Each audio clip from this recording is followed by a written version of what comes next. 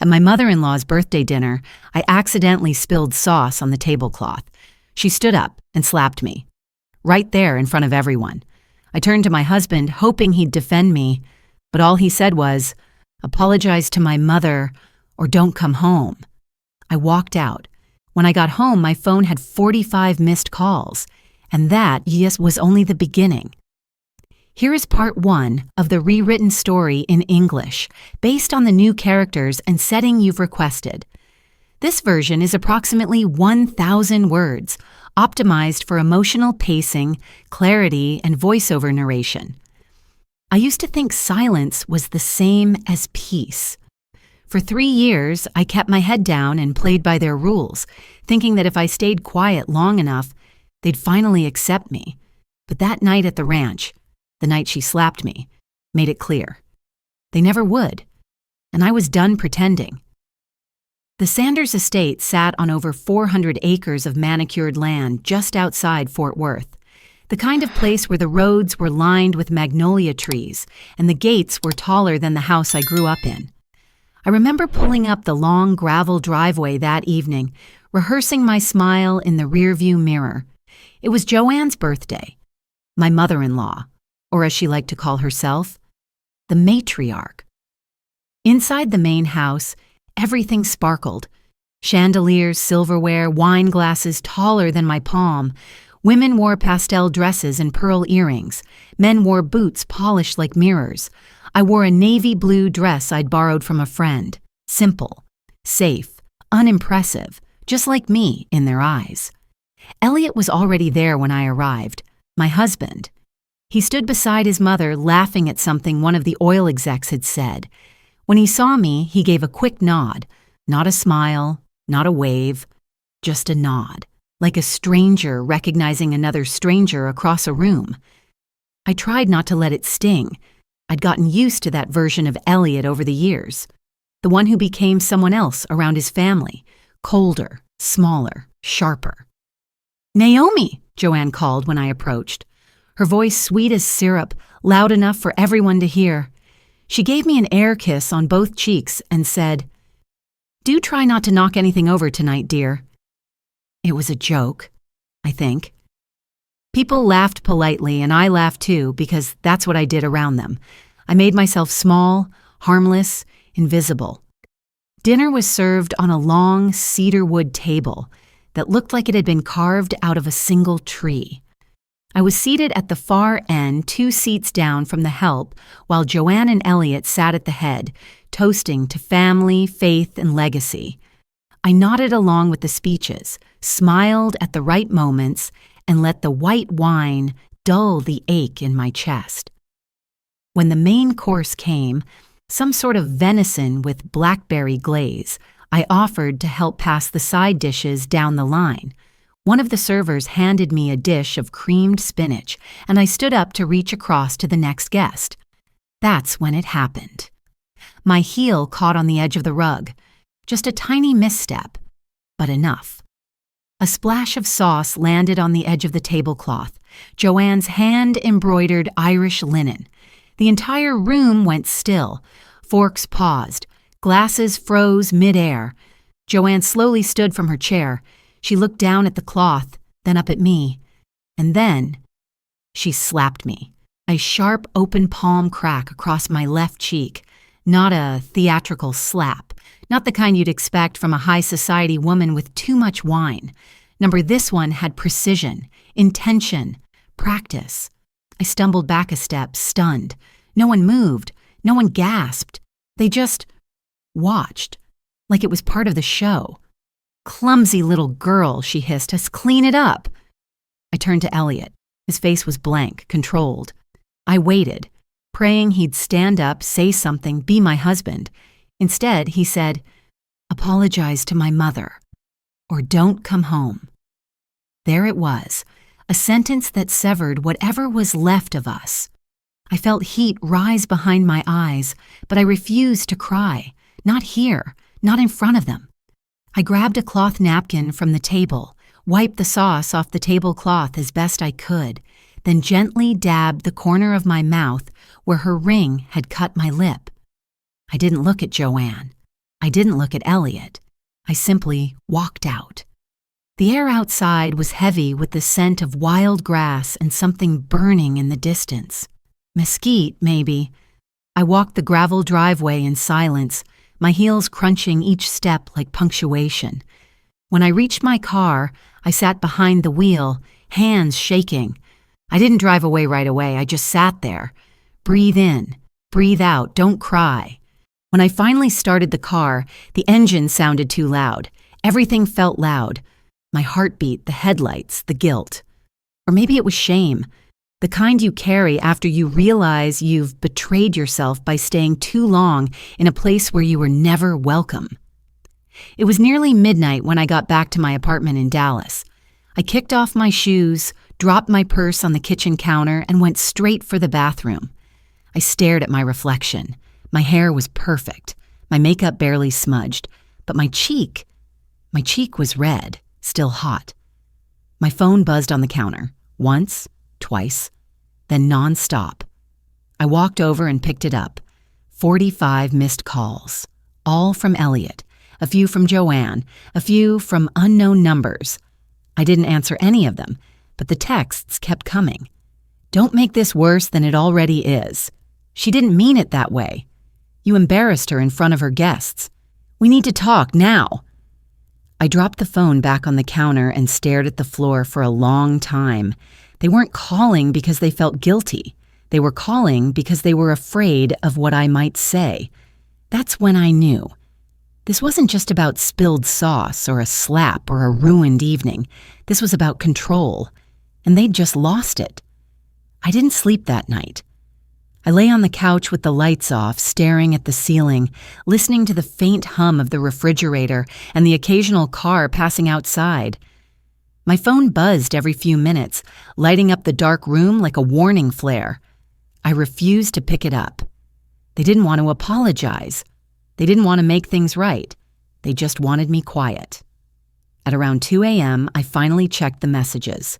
Not to reply, just to see. You're overreacting.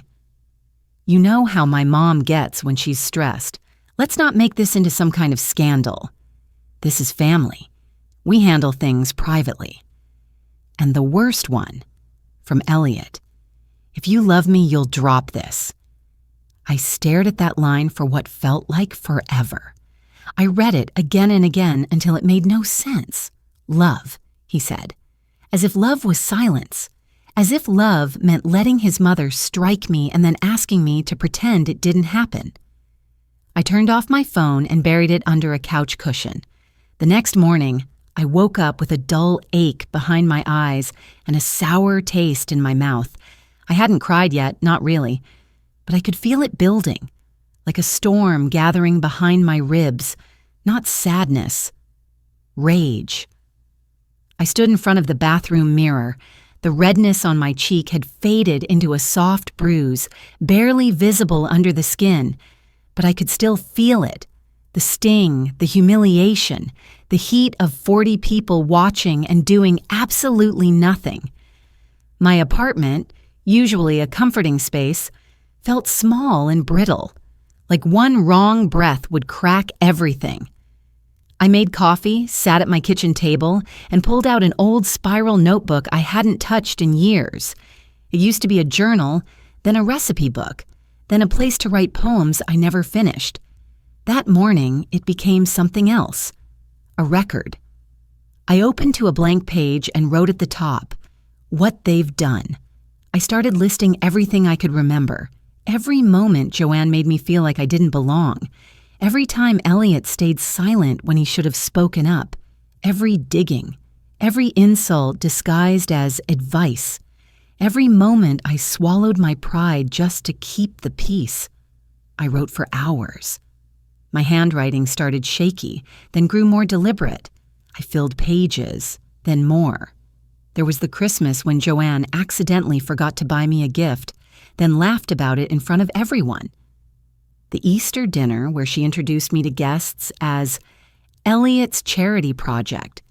The night Elliot told me not to be too loud at a fundraiser because his family doesn't like dramatic women. And I remembered something else, an envelope, Tucked in the back of our shared closet behind a box of old photo frames, a post-nuptial agreement. Elliot had slid it across the table one night, casual as a napkin. "It's just a formality," he said. "You know how my dad likes everything in writing." I hadn't even read it properly. I just signed.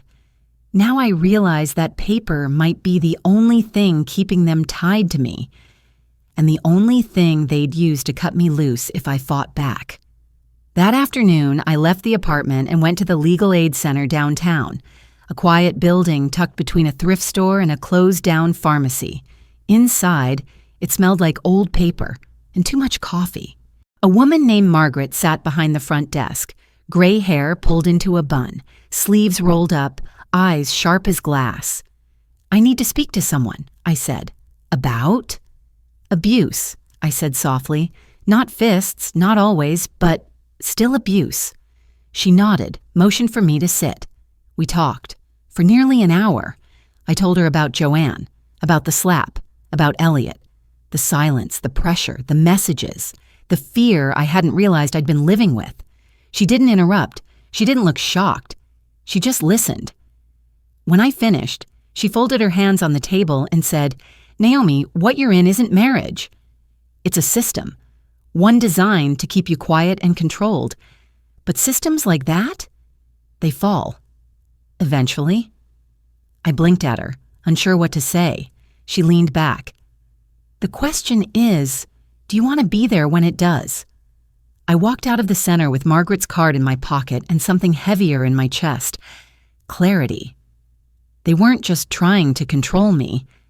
They were trying to erase me. Replace my truth with theirs. Rewrite the story so I looked like the problem. Back home, I opened my phone again. There were voicemails now. I played one. It was Joanne. "Naomi, dear. You know I didn't mean to upset you. I was just startled. But these threats of lawyers and stories, they're beneath you. Let's not destroy this family over a misunderstanding." Her voice was soft, polished, almost maternal. But beneath the words was ice, a warning dressed in pearls. Another message. "Elliot, don't go to anyone, don't tell anyone, please. Let's just fix this ourselves." There it was again, that desperate grasp for control, that belief that I was still the same girl who would do anything to keep the peace. But I wasn't her anymore. I sat on the floor of my living room, pulled my notebook close, and started writing again. Names, dates, details. This wasn't just memory. This was evidence, and I would use it. The next morning, I woke up to the sound of my neighbor's dog barking. The sun was already high, pouring through the slats in the blinds. I lay there in bed for a while, staring at the ceiling, my body still and heavy. But my mind was racing. I'd spent 3 years letting myself be silenced. 3 years of avoiding conflict, of nodding through insults, of trying to belong in a world that never saw me as enough. Now they wanted me quiet again, this time for good. But I wasn't going to give them that. I got up, made myself coffee. Real coffee, not the stale leftover kind I'd been drinking for days, and sat down at the kitchen table with my notebook. My pen moved like it had a mind of its own, listing more memories, more slights, more carefully orchestrated humiliations I'd once dismissed as nothing. But it wasn't nothing. It was a pattern. And I was finally connecting the dots. Then I remembered the USB drive. It was in a box tucked inside my bedroom closet beneath old tax returns and a bag of clothes I kept meaning to donate. The drive was small, plastic scratched with a faded label that simply said, "In case." I had almost forgotten it existed. I plugged it into my laptop and held my breath. Inside were old emails, screenshots, and voice memos I'd saved back when Joanne's comments had first started to sting. Messages from Elliot, too. Ones that now read very differently than they did back then. Just try to be less outspoken, okay? My family values discretion. Can you please not bring up politics around them or race or money, it makes them uncomfortable. I'd kept them without knowing why. Now I knew. I spent the next hour creating a folder titled Sanders Family Documentation. I copied everything into it. The notebook scans, the emails, the screenshots, the voicemails. I even recorded a voice memo recounting the night Joanne slapped me. Not because I planned to use it, not yet, but because I needed to hear myself tell the truth, out loud in my own voice. Around noon, I texted Margaret, the attorney from the clinic. "Can I come in again today?" She replied within 5 minutes. "Absolutely." I was hoping you would. The clinic was busier this time. A few people waiting in folding chairs by the door, a kid playing a handheld game on mute. Margaret waved me in when she saw me. Her office was a little cluttered. Papers everywhere, 2 mugs of tea on her desk, one half drunk, the other untouched. It felt real, like someone actually worked here, like someone actually cared. "I brought this," I said, sliding the USB across her desk. She plugged it in, began opening files, scanning emails, nodding quietly. Then she looked up. "You've got more than most people do when they walk in here," she said, "and you've got something even better." "What's that?" "Courage." I swallowed hard. I wasn't used to hearing that word applied to me. Margaret leaned forward. "We're going to document everything officially. That means incident reports, affidavits, timestamps. This isn't just a case about a slap. This is coercive control, image management, psychological abuse, and you've been living in it." I felt something crack open in my chest. Relief, or maybe just recognition. "And Naomi," she added, her voice quiet, "you're not alone in this. You've got me now, and I don't scare easy." That evening, I went home and did something I hadn't done in weeks. I cooked. Nothing fancy, just pasta, some roasted vegetables, but it felt like a reclamation of space, of peace, of myself. While the water boiled, I sat on the couch and scrolled through my phone. I wasn't looking at messages this time. I was searching. Public records, court cases, tax filings. I knew the Sanders family liked to keep things clean on the surface. Fundraisers, philanthropy, gala appearances. But that kind of polish always hides cracks. And I found one. 3 months ago, the family transferred one of their properties, a lake house near Tyler, into a newly formed trust. The trust had no listed beneficiaries. That in itself wasn't illegal, but it was suspicious, especially since Joanne had casually mentioned at dinner a few weeks back that they were moving some things around for protection. That night, I emailed a journalist I followed on Twitter, someone who had written a series about financial manipulation in Texas churches. I attached a summary of what I'd found, with just enough detail to show I wasn't bluffing. I didn't sign my name. Not yet. The next morning, my phone buzzed again. Elliot. I didn't answer, but I listened to the voicemail later. "Naomi, what are you doing? People are talking. My mom's upset. I'm trying to contain this. Don't make things worse." I almost laughed. Contain this? Like I was a fire he could smother under a rug. Then came another message from Joanne. "We've always tried to help you, Naomi. You came from nothing, and we gave you everything. Don't throw it away over your pride." My pride.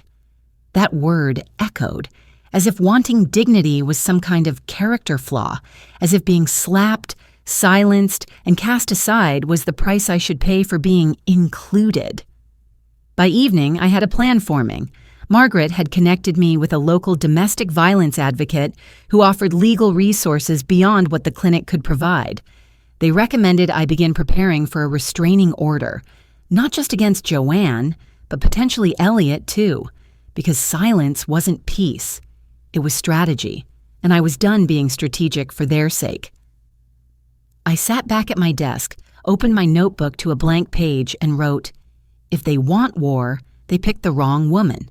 And for the first time in a long time, I believed it. 2 weeks passed. 2 weeks of silence from me. 2 weeks of panic from them. And in that silence, I watched how they scrambled. I saw Joanne attend a charity luncheon like nothing had happened, smiling for the cameras, giving a speech on women's empowerment, while her PR team buried comments online from anonymous accounts calling her a hypocrite. I saw Elliot post pictures of him at church with his father, captioned "Family, Faith, and Forgiveness." It was all so rehearsed. They were trying to reframe the story before I could tell mine. They were painting over the cracks, hoping I'd vanish before anyone noticed. But I wasn't going anywhere. It started with a blog post. I didn't attach my name, not yet. I published it under AS, my middle and last initials, and titled it, "How the Powerful Silence the Women They Hurt." I didn't name names. I didn't talk about wealth or surnames. But I told the truth about the slap, about the pressure to apologize, about the lawyer threats, about the culture of obedience that dressed itself up as Southern charm. I posted it to a small forum for survivors of emotional abuse, and I closed the browser. The next morning, it had 2,000 shares. By the end of the day, 14,000. I hadn't realized how many women were waiting for someone to say it first. The comments flooded in. "This sounds like my ex's family." I was told the same thing. "If you love me, you'll stay quiet." They make you feel crazy for wanting basic respect. It wasn't just me. It never had been. And that was the moment I stopped being scared. I met with Margaret the next day at her office. She had already seen the post. "You've officially stirred the pot," she said with a small smile. "You ready for the heat?" I nodded. Margaret handed me a folder. Inside was a formal affidavit. My statement, in legal terms, sworn and signed. It wasn't poetic. It wasn't angry.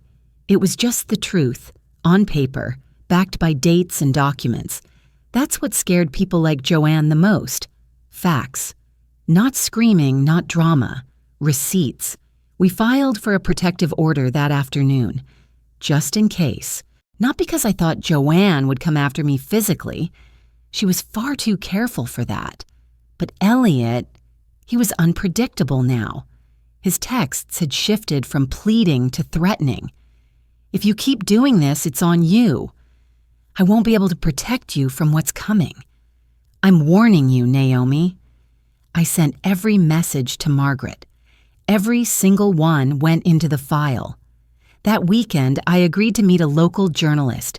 Her name was Claire Nunes, and she had a reputation for being fearless when it came to exposing abuse within elite circles.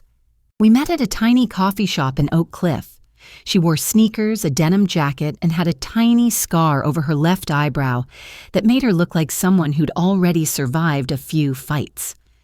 She didn't ask for gossip. She asked for truth. I gave her everything. The recordings, the texts, the emails, the affidavits. She asked one question before leaving. "Are you ready for your name to be on this?" I took a sip of my coffee. "Yes, I'm done hiding." 2 days later, the article dropped. Front page of her paper's website, syndicated to 2 others. Title, "Behind the Gates, the Secret Abuse Inside One of Texas's Most Powerful Families." And right under it, by Naomi Sanders. My phone exploded. Friends from college, old coworkers, even my sister, who I hadn't spoken to in years, texted, "I'm so proud of you." But not all of it was kind. Elliot's brother posted a vague tweet. "Some people will do anything for attention." Joanne issued a carefully worded statement through her lawyer. "These claims are exaggerated and deeply hurtful. We will defend our family's name." But they couldn't erase me anymore. My name was out there. My voice was too loud to ignore. And then the emails started coming. From women I didn't know. One from a former nanny who worked for the Sanders family. One from a young woman who claimed Joanne had pressured her to drop out of a church volunteer program when she got pregnant. Each one had a story. Each one had been told to stay quiet. And now they weren't. I stood in my kitchen one evening reading through the latest letter from a woman who said Joanne had blacklisted her from a local business group after she turned down her son's advances, and I realized this wasn't just my story anymore. It was a network, a pattern, a legacy of silencing. and I had lit the first match. A week after the article went live, I got an envelope delivered to my door. No return address. Inside was a single typed letter. Take the post down. Or we will sue for defamation, breach of contract, and emotional distress. No signature. Just a typed name at the bottom, Sanders Family Council. I took a photo of the letter, emailed it to Claire, and then threw the original in the trash. I didn't flinch. They were running scared. I could feel it. For once, they were the ones shrinking, hiding behind lawyers and hollow threats, and I was the one standing in the light. The next Sunday, I went to the park near my apartment. I sat on a bench and watched people walk their dogs, feed ducks, push strollers. The world kept moving, just as it always had. But for me, everything had changed. I had no money, no mansion, no name to hide behind. What I had was mine alone, my truth, my voice, and a record of everything they'd done. I was no longer surviving in silence. I was reclaiming myself in public, and I was just getting started. The invitation came in the mail the following Tuesday. Heavy cardstock, gold trim, embossed letters. The Sanders Foundation Annual Winter Gala. Location, the Rosewell Grand Hall. Date, December 18th. Dress code, black tie. I held it in my hands like it was made of fire. For a moment, I almost laughed. They actually wanted me to come. After everything. Or maybe they assumed I wouldn't. Maybe they thought I'd be too ashamed, too emotional, too ungrateful to show up. Or maybe it was a trap. One final act of control, a public cornering, a show of dominance in sequins and champagne. But here's what they didn't know. I had nothing left to lose. I called Margaret that afternoon. They invited you? She asked, amused. Officially, with RSVP and everything. Interesting. That's either arrogance or fear. She paused. Are you going? I think I am. She didn't stop me. She just said, then go in as Naomi. Not as their wife, not as their daughter-in-law, just as you. The night of the gala, the city shimmered under a sheet of cold December air. I wore a simple, deep emerald dress, high neckline, no slit, no sparkle. Hair up, makeup clean. I didn't want to look like someone trying to impress. I wanted to look like someone you couldn't ignore. As I approached the Rosewell, camera flashes popped along the red carpet outside. I took the back entrance. Inside, it was everything you'd expect. Chandeliers like frozen fireworks, a string quartet, servers gliding with flutes of champagne, and at the center of it all, Joanne. She stood under a towering ice sculpture of the foundation's logo, laughing, air-kissing donors, greeting mayors and ministers like royalty. The crowd moved around her like she was gravity. I walked right in. The moment she saw me, I saw it. The flicker. Just for a second. A crack in the performance. But Joanne was nothing if not composed. She walked toward me with the same grace she used to command entire rooms. Naomi, she said, her voice smooth. I didn't think you'd come. I know, I said. That's why I'm here. She leaned in, whispering near my ear. You should leave, while you still have the chance to walk away quietly. I didn't flinch. You've been telling women that your whole life, haven't you? For a beat, her mask dropped. The jaw tightened, the eyes narrowed. Then she smiled again. Some bridges, Naomi. Don't get rebuilt. I smiled right back. Then I'll build new ones. Elliot appeared beside her like a ghost, pale, stiff, hollow-eyed. He looked at me like I was an unwelcome memory come to life. We don't want a scene, he muttered. There won't be one, I said. Not from me. And I meant it. Because I didn't come for drama. I didn't come for revenge. I came for witnesses. At 8 o'clock sharp, the MC took the stage.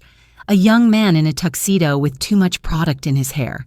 He welcomed everyone, listed sponsors, thanked the foundation board. Then he said, Tonight we honor a woman whose strength, generosity, and leadership have inspired so many across our state. I knew the words before he said them. Please welcome our 2025 Woman of Integrity Award recipient. Mrs. Joanne Sanders' applause filled the ballroom. Joanne walked to the stage, graceful as ever, accepting the glass plaque with both hands like a queen accepting her crown. She began her speech. Integrity is not about being perfect. It's about standing by your values, even when it's hard, especially when it's hard. I stepped forward quietly, slowly, not toward the stage, but toward the center of the room. I didn't raise my voice. I didn't shout. I simply held up my phone. A nearby projector was already plugged in for a later presentation. One of Claire's journalist friends helped me format a clean visual presentation. Title slide, Power and Silence. When Abuse Hides Behind Philanthropy. The screen flickered. Photos, quotes, voicemails, legal filings, redacted names, dates. The room fell into silence. Joanne stopped speaking. Elliot's face turned a sickly white. I didn't say a word. I didn't have to, because now everyone could see. They tried to stop the projection. Someone cut the feed. The screen went black. But it was too late. The room had seen. The whispers had started. The doubts, the shifting glances. People who had nodded through her speech 5 minutes ago were now pulling out their phones, looking up names, articles, blog posts. The cracks in their legacy were now visible. I left before the gala ended.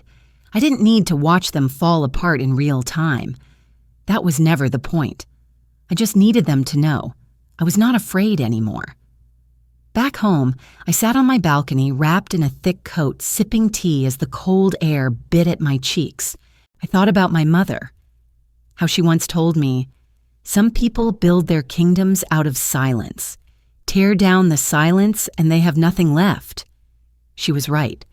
They built their power on fear, on shame, on obedience wrapped in ribbon.